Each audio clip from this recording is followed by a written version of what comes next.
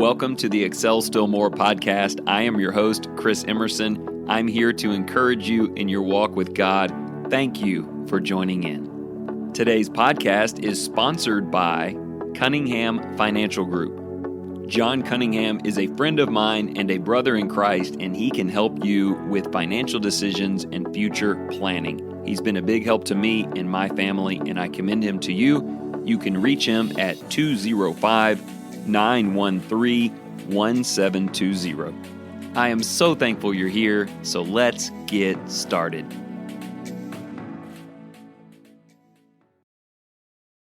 Welcome back and thanks for joining. I am really excited today to share with you some thoughts about the grace of God. So let's just jump right in. A couple of weeks ago, a friend of mine and brother in Christ, Matt Bassford, wrote and posted on social media an article titled Salvation by Grace. It is beautifully written and everyone needs to read it. And Matt just happens to be the perfect person to write it. Matt is well educated. He was an attorney early on. He's devoted the last 20 years of his life to preaching. Recently, he was diagnosed with ALS. It has taken a heavy toll already on his body, and he knows he will not be around much longer for his wife and his two kids. Thankfully, he is pouring his energy into writing things that God's people desperately need to consider. His concepts about grace are on the nose, and in just a little while, I'm actually going to read that article for you. It won't take very long to do, but I think it will have a heavy impact on your life. So anyway, a couple of weeks ago, I read the article, shared it on my personal Facebook page, and then kind of forgot about it. Not because it isn't really good, but because I was flying out for 7 days to go preach in Bowling Green, Kentucky. And for me at least, that was a really great week. I was very tired. There was lots of preaching and meals and studies and conversations. But it was also very rewarding, and I received some guidance that I was seeking, which was an answered prayer. But I kept noticing in a lot of those conversations, even without me bringing it up, that God's people have a lot of questions about God's grace. There are Christians, not just in that area, but everywhere that I go, who have concerns at a perceived lack of understanding of how we are saved by grace, and really the inability or unwillingness to extend that same gracious hand to our brothers and sisters in Christ. So as the week neared an end, I thought, I really need to go back and teach on that. A better understanding of God's mercies would do all of us a lot of good.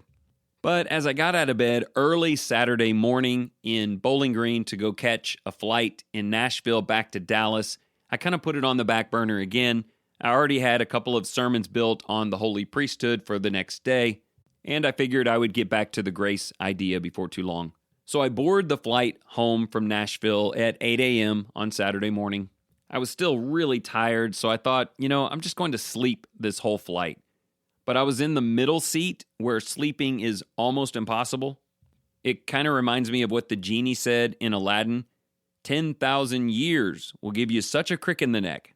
Well, it turns out so will the middle seat on a Southwest aircraft if you even think about falling asleep. So after trying that for a little while, I opened my eyes, and the woman sitting next to me by the aisle has a Bible-based journal out, and she's doing some writing.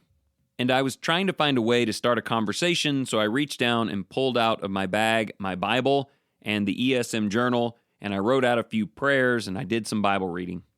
And as soon as I shut the Bible, she looked at me and said, I usually bring my Bible, but I didn't this time, and I can't get it on my phone, and I just really appreciate that you're doing that.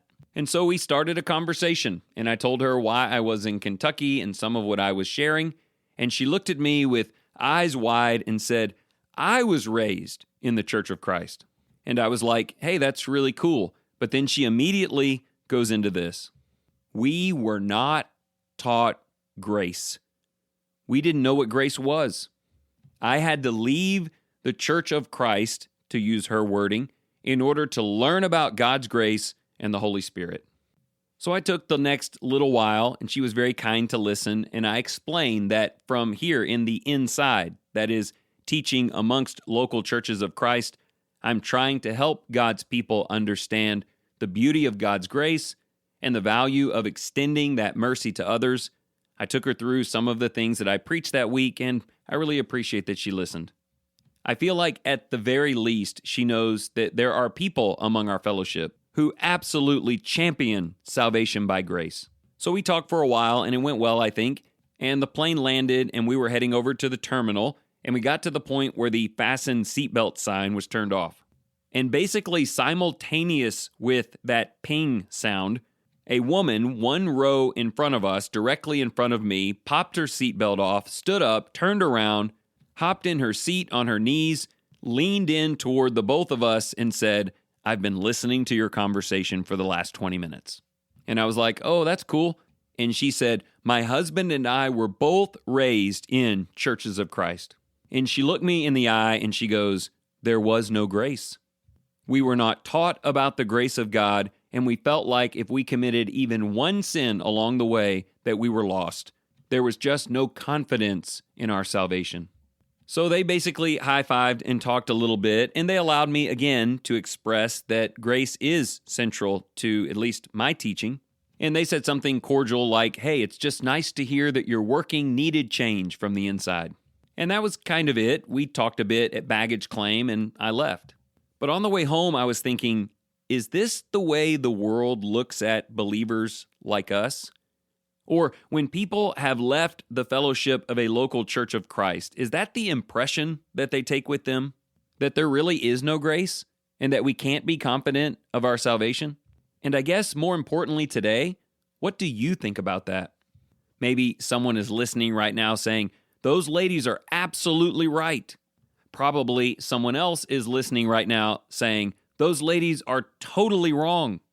Maybe you're someone who says, "I don't think they're right about that, and I don't think they're representing God's people correctly, but in truth, I guess I don't really know how God's grace works." Or maybe you're saying, "I do believe I've been taught on how grace works, but honestly, I have a lot of insecurity about whether or not I'm saved."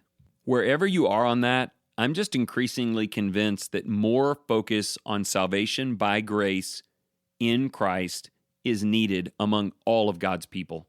So that brings me back to Matt's article, which again, I think is tremendous. I'm going to read the article for you without interjection or commentary. And while we won't have time today to dissect all of the little things that are within it, I will post the entire thing into the show notes. Afterwards, I will share some thoughts about it, and then we will discuss the 2 passages that are contained in the material. Okay, the article is titled Salvation by Grace. Recently, I have become an even louder proponent of grace, indeed of the naked necessity of grace, than I ever was before. I can tell from comments I've been getting on social media that this has made some brethren nervous. They reply with variations of, "Yes, but you have to do something." In light of this, I thought it would be useful to explain my thoughts more fully. Every day, I am confronted with the reality that in the next couple of years, I will die. The Bible tells me that I should be confident in the face of death, that I should contemplate the end of my life with hope rather than fear or despair. If so, that hope can have only one basis, and I am not it. I know myself too well. I believe that I am a better man than I have ever been before, but I also see more clearly the immense gap between my righteousness and the righteousness of Christ. If I have to be good enough, I assuredly have not been. I have not been diligent enough. I have not been wise enough. I have not been holy enough. I have not been loving enough. In these and so many other areas, I see no cause for confidence in my own merit, yet I am to be confident. Such confidence can only come from putting my trust in the grace of the Lord. It is so great that I no longer need to fret over the sufficiency of my own goodness. Whether that goodness be little or much, His grace is sufficient. So far, I know that I have said little to settle the nerves of my concerned readers.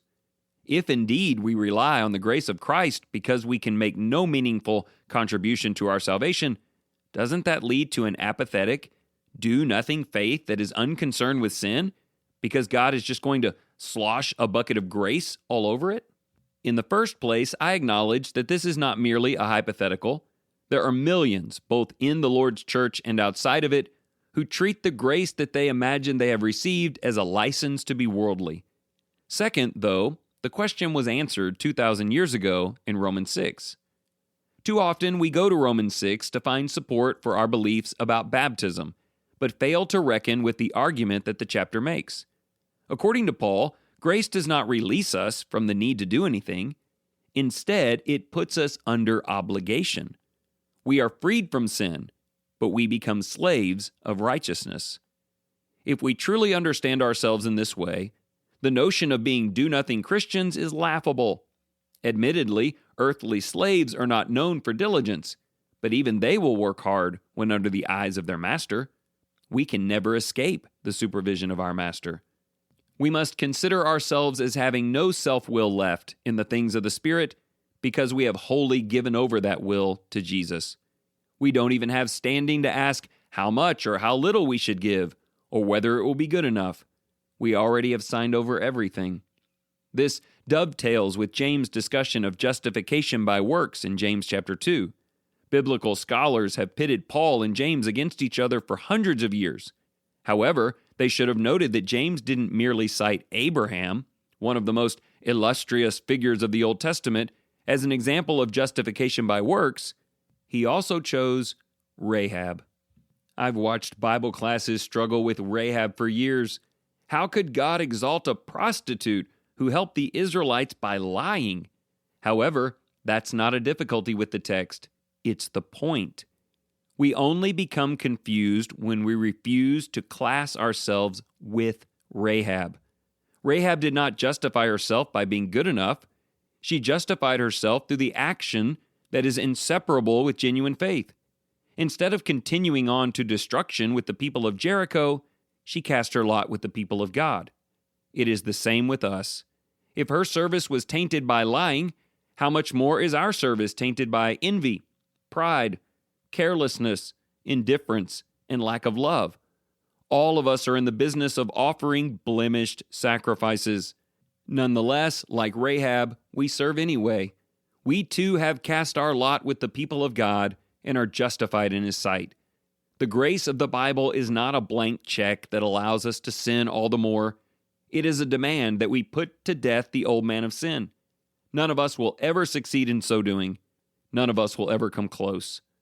However, our souls do not depend on our success or failure. The same grace that asks for everything offers everything too, so that we may rest our hope not on ourselves, but on the salvation available only through Christ. Okay, that is really good, and I encourage you to find it and read it for yourself. But in the last 5 minutes or so, I just want to talk about the two passages he references. If you are looking for a better grasp on how we are saved by grace through faith, then read Romans chapters 1 through 6. The letter begins in chapter 1 by noting that there is sin all around us in the world. But then in chapter 2, he turns his message to the religious people of the day, including you and me. The world sins, but so do you. Yes, so did you, but also so do you still. It may not be the exact sin of the world. Maybe you don't rob someone, but maybe there's someone next to you who has need and you walk right by. In chapter 3, he just decodes it and says, no one is righteous, not even one, and everyone will always on their own fall short of the glory of God.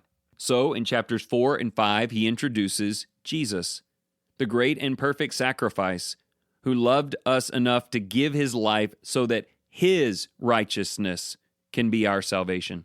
We are encouraged to believe in him, that we can be reunited with God because of him. He is grace personified. If you believe that he can make you more than you deserve to be, then in chapter 6, you're baptized into a relationship with him. You are united with the power of his death, and you come forth to a new life, a life that belongs to him. You are so grateful that he has saved you, that he has made you righteous, that he represents you in heaven, that he will take you home, that you give your life over to him. The text talks about being enslaved to God, but I'm not afraid of that. I was previously enslaved to sin with no merit beyond simple passing pleasures. But now I am indebted to God. I belong to God. I am owned and ruled by God. This is by no means a warrant to sin, and it's not okay to just go around sinning. But it accepts this important reality that even though you will continue to make mistakes, you will never accept them or live in them or allow them to grow because you belong to God. And on God's part, He's willing to accept that, which is pretty amazing. He's willing to accept servants who still do dumb things.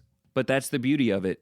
If He started measuring you on the things that you did, you'd have ruined it long ago. But He is measuring you by the power of Jesus' blood and the representation of a beautiful high priest and king speaking up in heaven on your behalf. That is grace, and it makes me want to serve Him to the best of my ability every day. Now, his reference to Rahab in the book of James is also very interesting because we can buy into this message that after we've been Christians for a while, we need God's grace less. We start getting pretty good at this Christian thing, and the better we get, the kind of more elevated and worthy we are. Grace gets smaller as we get better. That is false and dangerous and ridiculous. That kind of thinking leads to two mistakes. Either you start believing the hype and you elevate yourself over others and you perpetuate the garbage that has affected those two ladies on the plane, or you believe that you're supposed to be better than everyone else and the reality of the sin in your life just makes you walk around with a ton of guilt, feeling like you're broken and lost and nobody even knows it. But there's a better way than that. There's a way in which you understand that your life is devoted to doing better for God, but you will never get that just right. You are called to repent of it and do your best, but you are not called to some elevated plane of sinlessness that starts to draw merits. No Christian should ever behave in that way, and no one else should ever believe that that's the goal. Otherwise, they will always feel like there's no way that God's going to save them. And if that's how I felt about the Lord, I'd run away too. It is a powerful idea to look at Rahab the harlot. Her past was terrible. She was a prostitute. Her present behavior wasn't super. She got scared and she lied about hiding the spies. And yet, she leaned towards a life in God and pursued it. And God graciously accepted her and even brought her into the line of David and ultimately Jesus. My favorite part about Basford's article is calling you to see Rahab as you. Maybe we should all get t-shirts that say, "I am Rahab." Okay, maybe not. But the idea is this. I get scared and do dumb things. Maybe I lie, maybe I hide, maybe I gossip. If past failures or present mistakes disqualify me, I am disqualified. But if I am justified by genuine faith, by the refusal to disbelieve or accept that bad behavior, then I start to appreciate how amazing God's grace is. Not just for really sketchy people like Rahab, but really sketchy people like me. I come to appreciate that I am saved by grace through faith, and that because of what God continues to lavish upon me, I will do the very best I can every day to love and obey Him. Never, not for one moment, devoid of gratitude and thanksgiving and humility.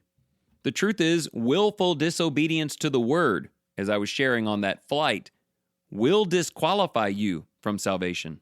Not because it makes you any worse of a person or any less worthy than anyone else, but because it neglects to appreciate the love of God in your life, the great and enduring gift of Jesus that sustains you, and the life hope that comes from full and total surrender to salvation by grace.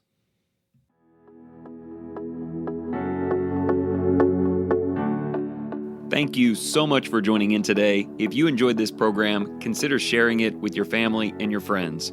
And if you're just in search of deeper Bible study or you want to share the message of Jesus with the children in your life, remember to go to creationtorevelation.com. This wonderful company, run by Christians, provides beautiful illustrations of Scripture from beginning to end, putting the spotlight on Jesus.